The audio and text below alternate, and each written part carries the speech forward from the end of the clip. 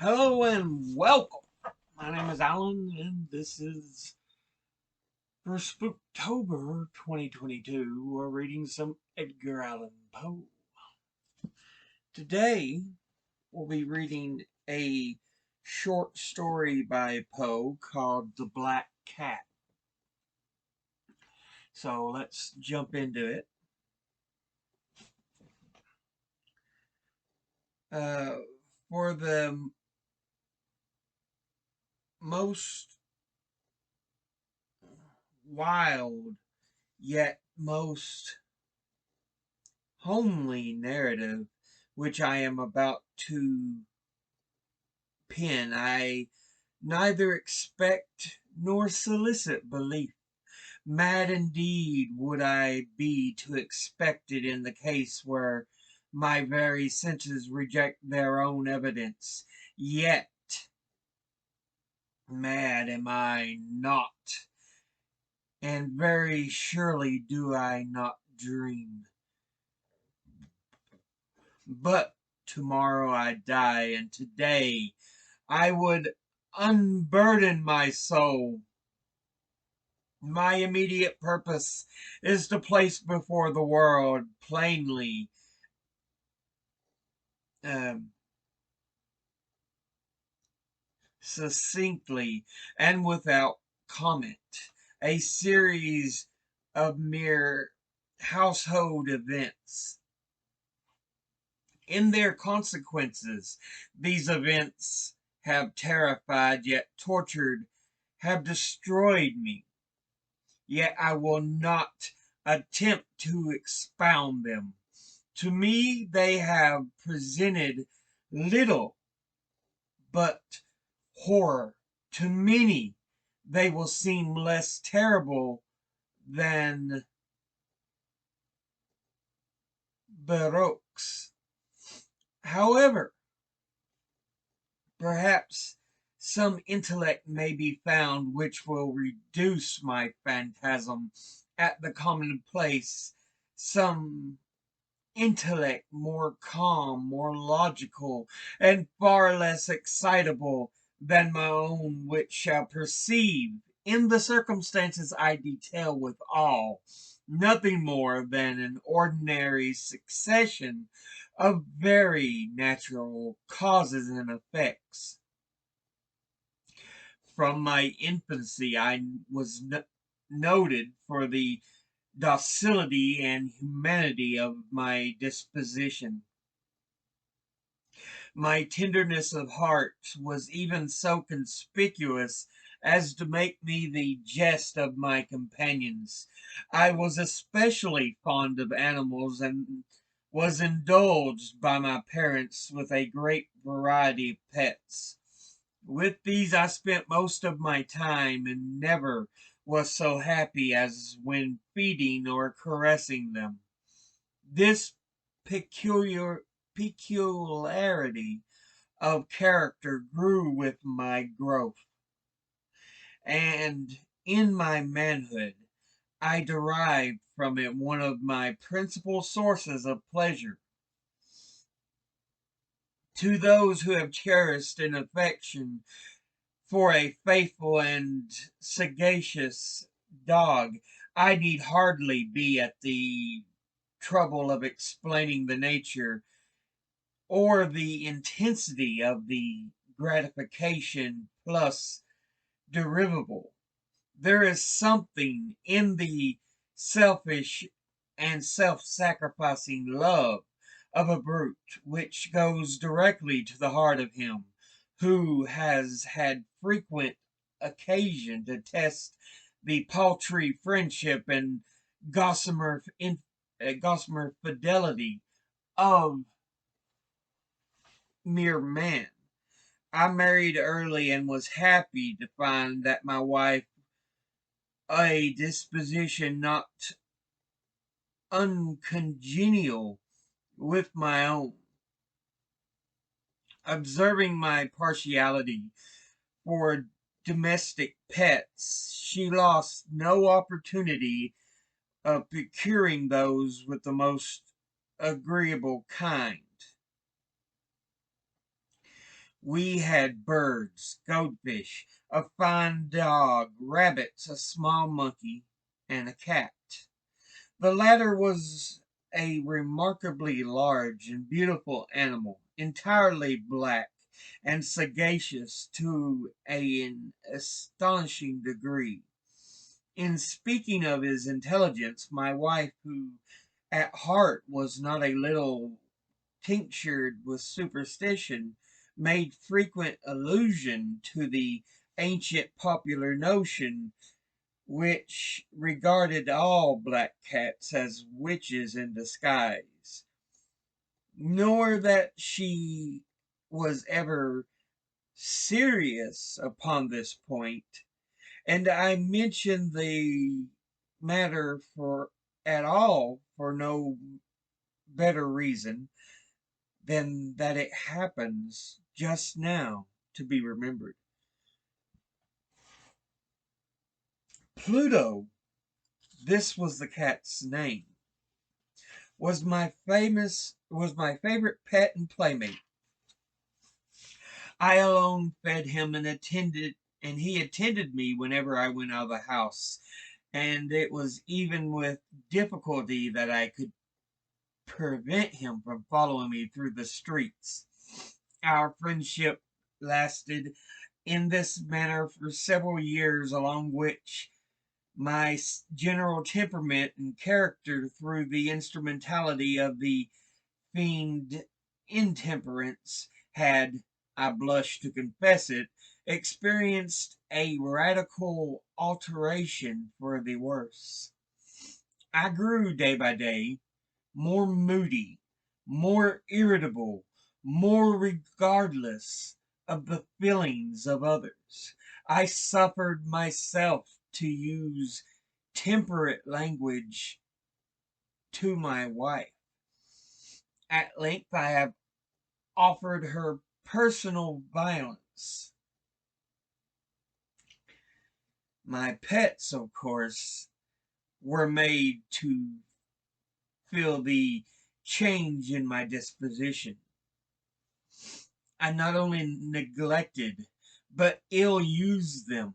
For Pluto, however, I still retained sufficient regard to restrain me from maltreating him, as I made no scruple of mistreating the rabbits, the monkey, or even the dog, when by accident or through affection they came in my way. But my disease grew upon me, for what disease is like alcohol?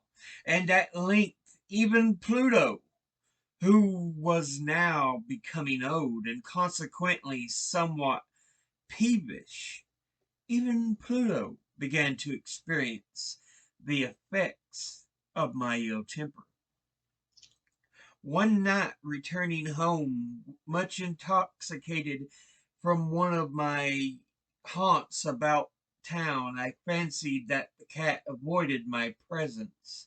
I seized him, when in his fright at my violence he inflicted a slight wound upon my hand with his teeth. The fury of a demon instantly possessed me. I knew myself no longer. My original soul seemed at once to take its flight from my body, and more than fiendish malevolence, gin nurtured, thrilled every fiber of my frame. I took from my waistcoat pocket a penknife, opened it, grasped the poor beast by the throat, and deliberately cut one of its eyes from the socket. I blush, I burn, I shudder while I pen this damnable atrocity. Then reason returned with the morning, and when I had slept off the fumes of the night's debauch, I experienced a sentiment half of horror, half of remorse, for the crime of which I had been guilty, but it was at best a feeble and equivocal feeling, and the soul remained untouched. I again plunged into excess and soon drowned in wine all memory of the deed. In the meantime, the cat slowly recovered. The socket of the lost eye presented, it is true, a frightful appearance, but he no longer appeased to suffer any pain. He went about the house as usual, but, as might be expected, fled in extreme terror at my approach. I had so much of my old heart left as to be at first grieved by this evident dislike on the part of the creature which had once so loved me. But this feeling soon gave place to irritation, and then came, as if to my final and irrevocable overthrow, the spirit of perverseness. Of this spirit philosophy takes no account. Yet I am not more sure that my soul lives than I am that perverseness is one of the primitive impulses of the human heart, one of the indivisible primary faculties or sentiments which give direction to the character of man. Who has not 100 times found himself committing a vile or silly action for no other reason than because he knows he should not? Have we not a perpetual inclination in the teeth of our best judgment to violate that which is law merely because we understand it to be such? This spirit of perverseness, I say, came to my final overthrow. It was this unfathomable longing of the soul to vex itself, to offer violence to its own nature, to do wrong for the wrong's sake only, that urged me to continue and finally to consummate the injury I had inflicted upon the unoffending brute. One morning, in cold blood, I slipped a noose around its neck, and hung it on the limb of a tree. Hung it with the tears streaming from my eyes, and with the bitterest remorse at my heart. Hung it because I knew that it had loved me, and because I felt it had given me no reason of offense. Hung it because I knew that in so doing I was committing a deadly sin that would so jeopardize my immortal soul as to place it, if such a thing were possible, even beyond the reach of the infinite mercy of the most merciful and most terrible God. On the night of the day on which this cruel deed was done, I was aroused from my sleep by the cry of fire. The curtains of my bed were in flames. The whole house was blazing. It was with great difficulty that my wife, a servant, and myself made our escape from the conflagration. The destruction was complete. My entire worldly wealth was swallowed up, and I resigned myself thenceforward to despair. I am above the weakness of seeking to establish a sequence of cause and effect between the disaster and the atrocity that I am detailing, a chain of facts, and wish not to leave even a possible link imperfect. On the days succeeding the fire, I visited the ruins. The walls, with one exception, had fallen in. This exception was found in a compartment wall, not very thick, which stood about the middle of the house, and against which had rested the head of my bed. The plastering had there in great measure resisted the action of the fire, a fact which I attributed to its having been recently spread. About the wall a dense crowd were collected, and many persons seemed to be examining the peculiar portion of it with very minute and eager attention. The words strange, singular, and other similar expressions excited my curiosity. I approached and saw, as if graven in bas relief upon the white surface, the figure of a gigantic cat. The impression was given with an accuracy truly marvelous. There was a rope around the animal's neck. Then I first beheld this apparition, for I could scarcely regard it as less. My wonder and my terror were extreme, but at length reflection came to my aid. The cat, I remembered, had been hung in the garden adjacent to the home. Upon the alarm of the fire, this garden had been immediately filled by the crowd, by someone of whom the animal must have been cut from the tree and thrown through an open window into my chamber. This had probably been done with the view of arousing me from sleep.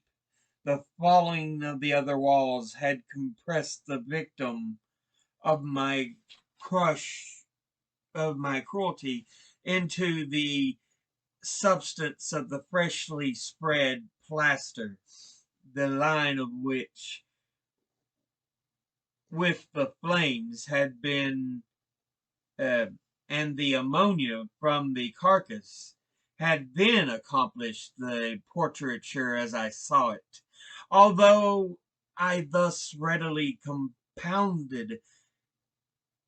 accounted to my reason, if not altogether to my conscience, for a startling fact just detailed, it did not the less fail to make a deep impression upon my fancy.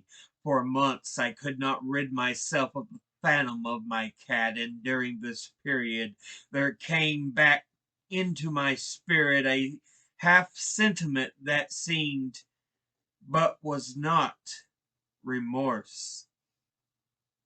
I went so far as to regret the loss of the animal, and to look about me among the vile haunts which I now habitually frequented for another pet of the same species, and of somewhat similar appearance, with which to supply its place.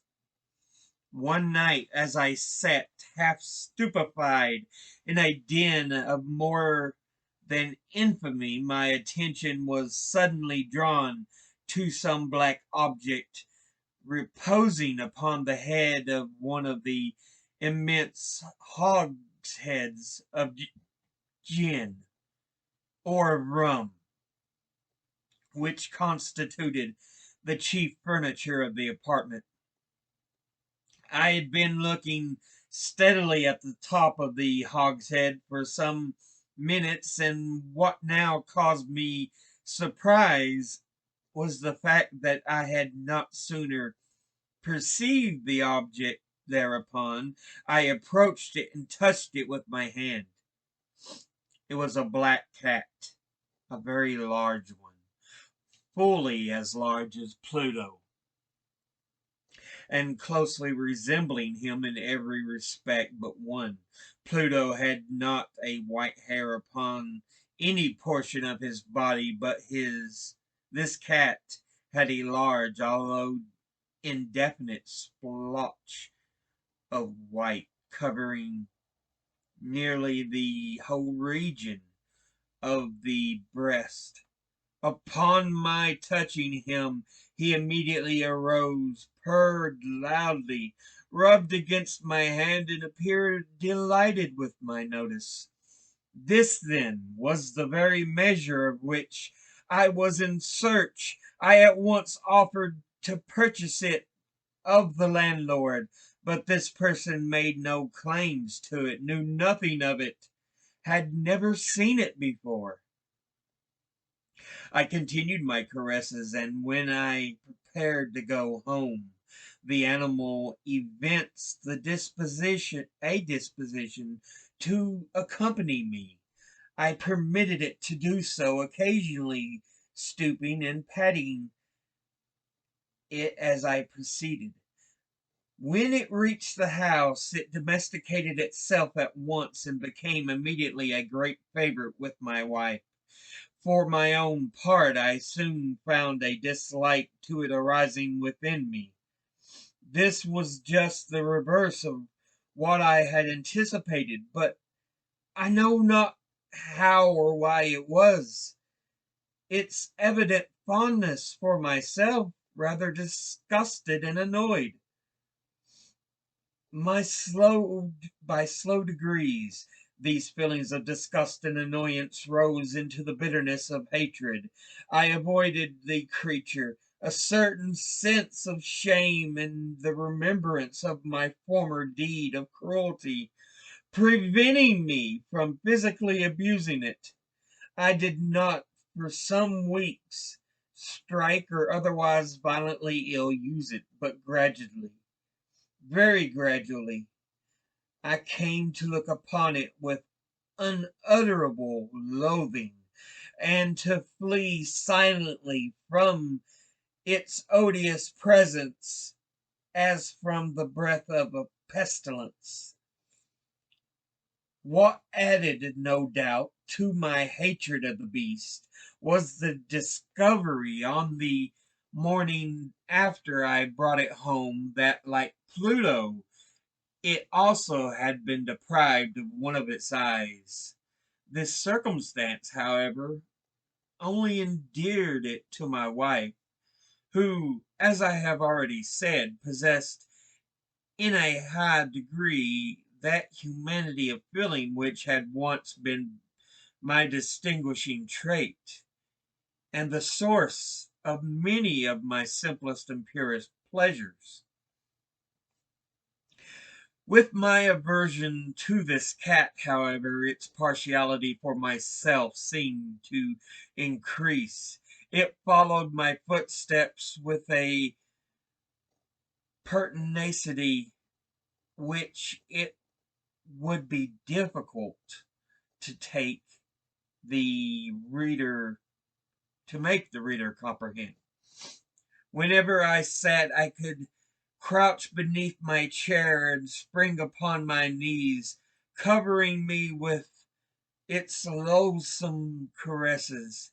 As if I arose to walk, it would get between my feet, and thus nearly throw me down, or fastening its long and sharp claws in my dress, clamber in this manner to my breast.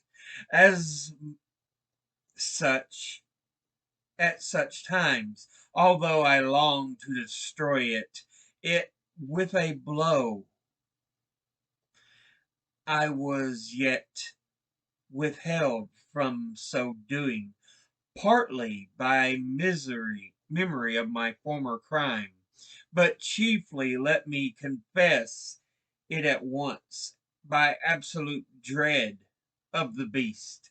This dread was not exactly a dread of physical evil, and yet I should be at a loss how otherwise to define it. I am almost ashamed to own, yes, even in this felon's cell, I am almost ashamed to own that in terror and horror with which the animal inspired me had been heightened by one of the merest chimeras is it would be possible to conceive. My wife had called my attention more than once to the character of the mark of white hair of which I have spoken, and which constituted the so visible difference between the strange beast and the one I had destroyed. The reader will remember that this mark, although large, had been originally very indefinite, but by slow degrees nearly imperceptible, and which for a long time my reason struggled to reject as fanciful, it had at length assumed a rigorous distinctness of outline. It was now the representation of an object that I shudder to name, and for this, above all, I loathed and dreaded, and would have rid myself of the monster had I dared. It was now, I say, the image of a hideous, of a ghastly thing, of the gallows. Oh, mournful and terrible engine of horror and of crime, of agony and of death! And now was I indeed wretched beyond the wretchedness of mere humanity, and a brute beast whose fellow I was contemptuously destroyed, a brute beast by to work out for me, a man fashioned to the image of the high God, so much of insufferable woe. Alas, neither by day nor by night knew I the blessing of rest any more. During the former, the creature left me no moment alone, and in the latter I started hourly from dreams of unutterable fear to find the hot breath of the thing upon my face, and its vast weight, an incarnate nightmare that I had no power to shake off, incumbent eternally upon my heart. Beneath the pressure of torments such as these, the feeble remnant of the good within me succumbed. Evil thoughts became my sole intimates, the darkest and most evil of thoughts. The goodness of my usual temper increased to hatred of all things and of all mankind, while from the sudden, frequent, and ungovernable outburst of a fury to which I now blindly abandoned myself, my uncomplaining wife, alas, was the most usual and most patient of sufferers. One day she accompanied me upon some household errand into the cellar of the old building which our poverty compelled us to inhabit. The cat followed us down the steep stairs, and nearly throwing me headlong, exasperated me to madness.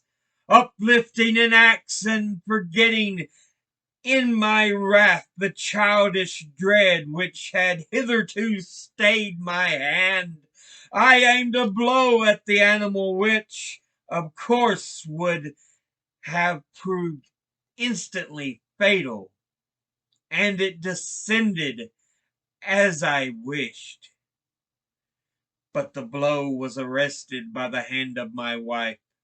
Goaded by the interference into a rage more than demoniacal, I withdrew my arm from her grasp and buried the axe in her brain. She fell dead upon the spot without a groan. The hideous murder accomplished, I set myself forthwith, and with entire deliberation, to the task of concealing the body. I knew I could not remove it from the house either by day or by night without the risk of being observed by the neighbors. Many projects entered my mind, and at one period I thought of cutting the corpse into minute fragments and destroying them by fire. At another, I resolved to dig a grave for it and in the floor of the cellar. Again, I deliberated about casting it in the well of the yard, about packing it in a box as if merchandise with the usual arrangements, and so getting a porter to take it from the house. Finally, I hit upon what I considered a far better expedient than either of these. I determined to wall it up in the cellar, as the monks of the Middle Ages are recorded to have walled up their victims.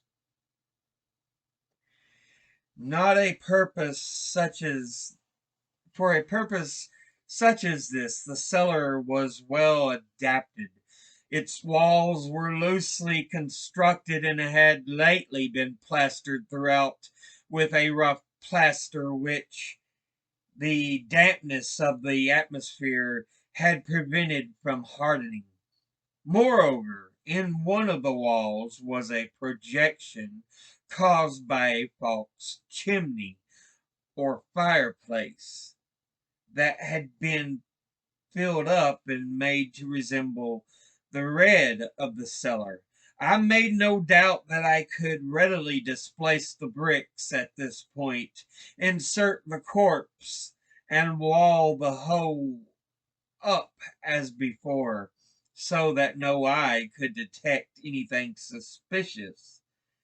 And in this calculation I was not deceived. By means of a crowbar I easily dislodged the bricks, and having carefully deposited the body against the inner wall, I propped it in that position, while with little trouble I relaid the whole structure as it originally stood, having procured mortar, sand, and hair.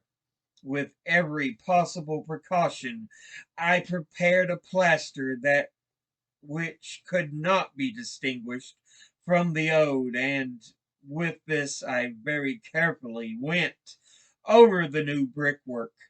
When I had finished, I felt satisfied that all was right. The wall did not present the slightest appearance of having been disturbed. The rubbish on the floor was picked up with the minutest care.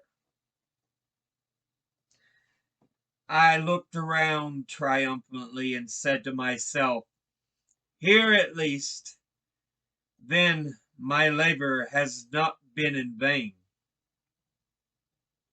My next step was to look for the beast which had been the cause of so much wretchedness, for I had at length firmly resolved to put it to death. Had I been able to meet with it at the moment, there could have been no doubt of its fate. But it appeared that the crafty animal had been alarmed at the violence of my previous anger, and forbore to present itself in my present mood.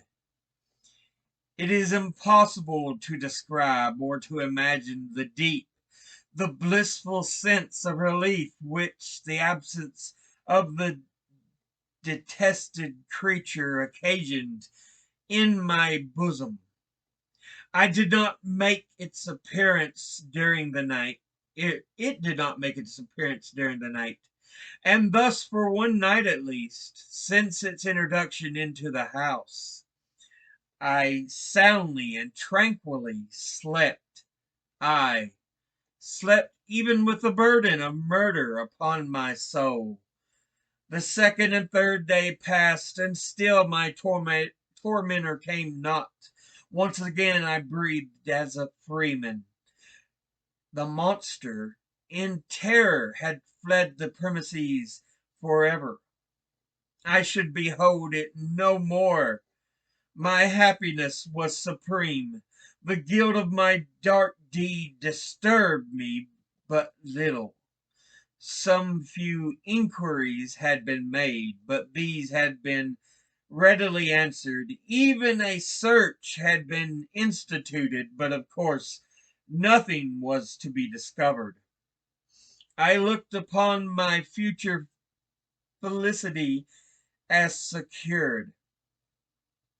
Upon the fourth day of the assassination, a party of police came very unexpectedly into the house and proceeded again to make rigorous investigation of the premises.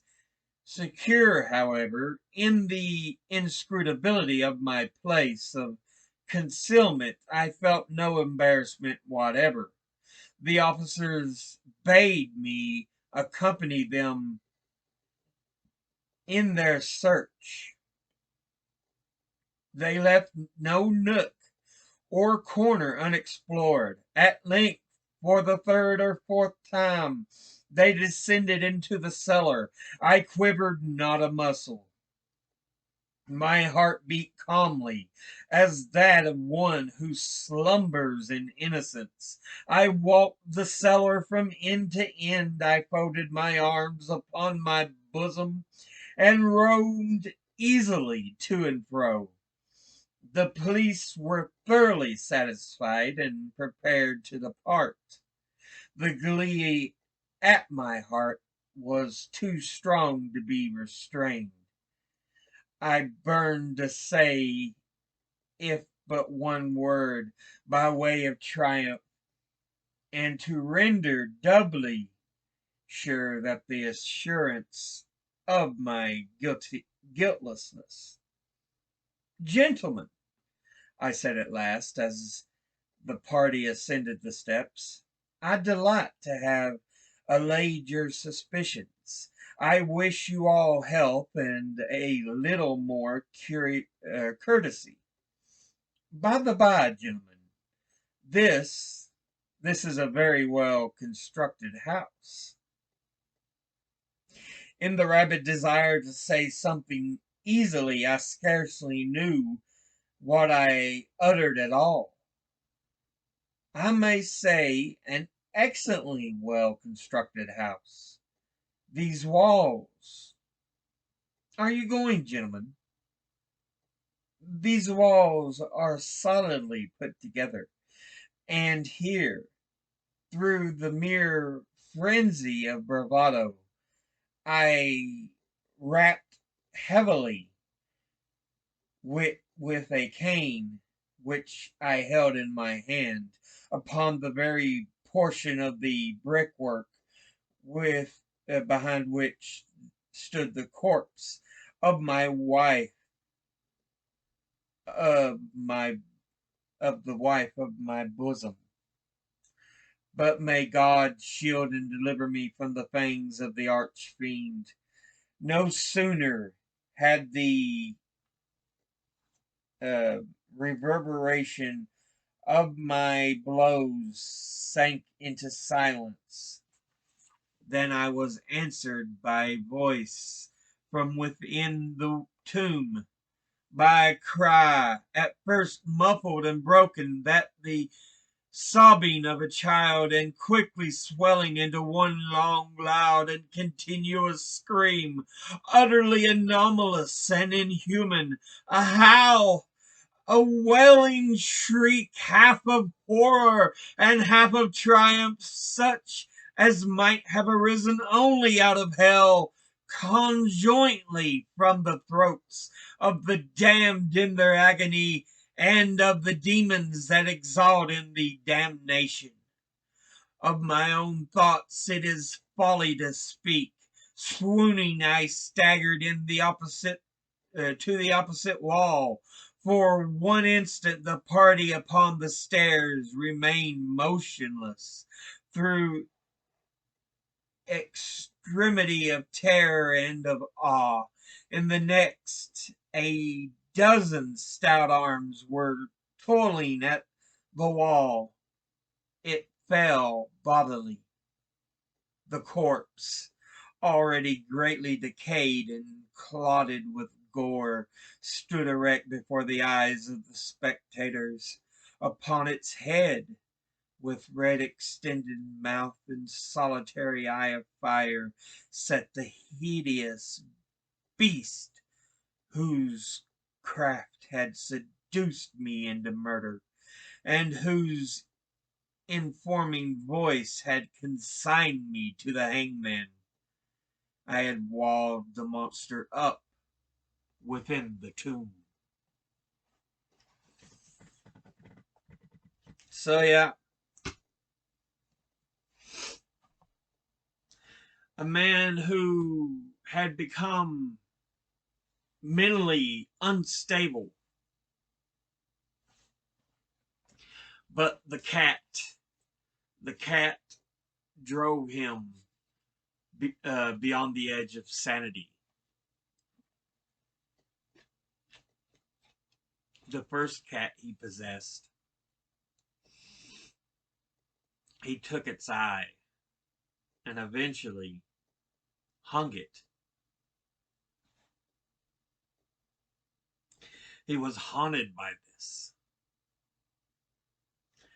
and eventually came upon the second cat. He took it in, but it did not ease his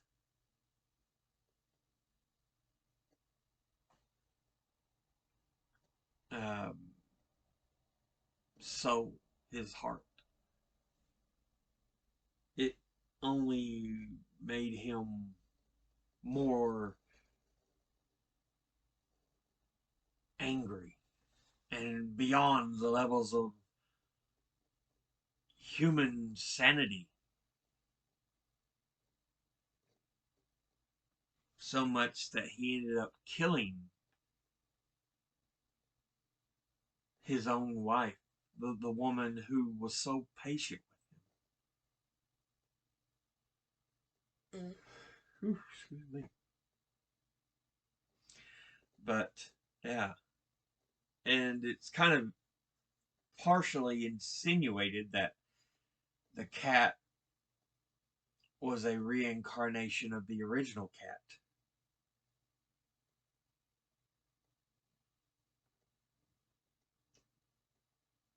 As, almost as a specter, a phantom to haunt him. Yeah. We'll go ahead and end this episode here. As always, educate thyself. Think, read, study, learn. Someone tries to tell you something you have trouble believing, ask them to cite their sources. I'll see you all in the next episode. Until then, later.